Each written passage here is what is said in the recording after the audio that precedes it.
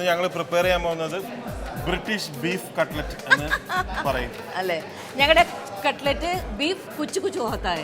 അങ്ങനെയും പറയാം, അത് വേറെ പേരിൽ പറയുന്നതാണ്. പക്ഷെ എന്ത് പറഞ്ഞു കഴിഞ്ഞാലും ഇതൊരു സ്പെഷ്യൽ പ്രിപ്പറേഷൻ ആണ്. അത് നിങ്ങൾ കണ്ടോളൂ എന്താണെന്നുള്ളത്. ആദ്യം നമ്മളിപ്പോ ഒലീവ് ഓയിൽ ഒഴിച്ചു, അതിലേക്ക് നമ്മൾ ചോപ്ഡ്, നല്ല ഫൈൻലി ചോപ്ഡ്, അതെ, നല്ല ചോപ്പ് അടിച്ച സവാളയാണ് നമ്മൾ ഇതിലേക്ക് ഇടുകയാണ്.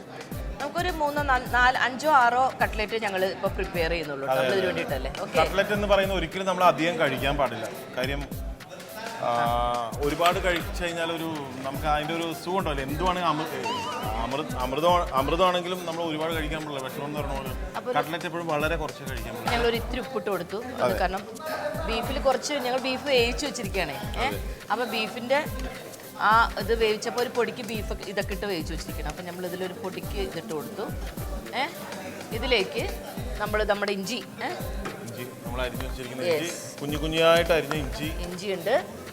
ദെൻ പച്ചമുളകുണ്ട്. അപ്പം പച്ചമുളകും ഇഞ്ചിയും നമ്മളതിലേക്ക് അരിഞ്ഞിട്ട് കൊടുത്തു. ഓക്കെ, ഫ്ലെയിമിലിരുന്ന് നല്ലോണം ഒരു ബ്രൗൺ കളർ ആവും.